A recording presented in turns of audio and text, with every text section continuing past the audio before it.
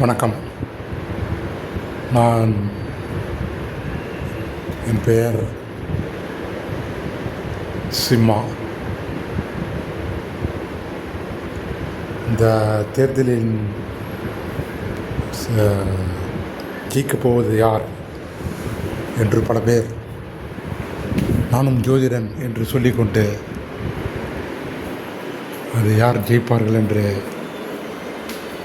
அவரவர்கள் தன்னுடைய ஆசைகளை சொல்லிக் கொண்டிருந்தார்கள் என்று தான் சொல்ல வேண்டும்.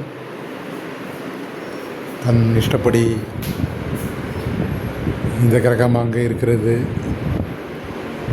அது குரு அங்கே பார்க்கிறது, கேது பகவான் இங்கே போவதால் இப்படி நடக்கும், இவர் ஜெயிப்பார் அவர் ஜெயிப்பார் என்று சொல்லிக்கொண்டு முக்கால்வாசி பேர் டிஎம்கே தான் ஜெயிக்கும் என்றும் ஒரு சில பேர் ஏடிஎம்கே என்றும் சொல்லி கொண்டிருந்தார்கள். அப்படிப்பட்ட அந்த ஜோதிடர்களுக்கிடையே இடையே சரியாக சொன்ன ஒரு சில ஜோதிடர்கள் எனக்கு நினைவு தெரிந்து 7 பேரை நான் நினைவு கூர்கிறேன். அவர்களின் பெயர்கள் இதோ. ஒரு சில பெயர்கள் எனக்கு தெரியாமல் கூட போகலாம். முதலாம் அவர் முற்றிலுமாக ஜோதிடத்தை வைத்தே கேபி அஸ்ட்ராலஜி முறையில் சொன்னவர். அவர் நிச்சயமாக இந்த சந்திர கிரகணம் வைத்து எடப்பாடி மற்றும் ஸ்டாலின் இருவருக்கும் நல்ல காலங்கள் இல்லை, அவர்கள் ஆட்சி பிடிப்பது முடியாது என்று சொன்னார்.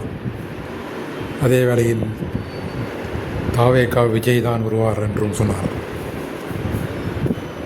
இரண்டாவதாக அவர் பெயர் ஜி குமார் ஐயர். இரண்டாவதாக ஒரு 90 வயது 94 வயதோ என்றோ தெரியவில்லை, அவர் நல்ல முதிர்ந்த ஜோசியர். அவரும் மிகச்சரியாக விஜய் தான் வருவார் என்று சொன்னதோடு மட்டுமல்லாமல் அவர் விஜய் அற்புதமான ஜாதகம், இப்படிப்பட்ட ஒரு ஜாதகம் நான் தான் பார்த்தது இல்லை என்றும் சொன்னார். அவர் சொன்னது என்னவென்றால் விஜயின் ஜாதகம் மிக விரும்புனையாது, அற்புதமானது. அவர் ஒரு 30-40 வருடம் அவர் தான் ஆட்சியில் இருப்பார் என்றும், அவர் உயிரோடு இருக்கும் வரை என்று கூட சொன்னார். அவர் 90 வயது ப்ளஸ் தான் இருப்பார் என்றும் சொன்னார். அப்புறம் அடுத்தது வேறொரு ஜோதிடர் பேர் தெரியவில்லை, அவரும் கரெக்டாக சரியாக சொன்னார். அடுத்தது வராஜி சித்தர். இவர் ஒரு சித்தர், வேள்வி செய்து இவரும் விஜய் தான் வெற்றி பெறுவார் என்றும் சொன்னார். அடுத்தபடியாக கொல்லிமலை கோபு சித்தர், இவரும் ஒரு சித்தர் தான், இவரும் அதுவே தான் சொன்னார்.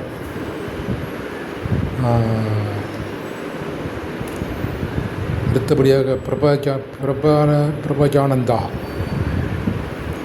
பிரத்யங்கரா தேவி உபாசனை செய்பவர், அவரும் வேள்வியில்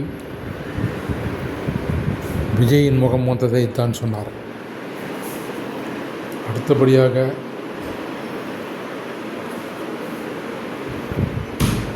லால்குடி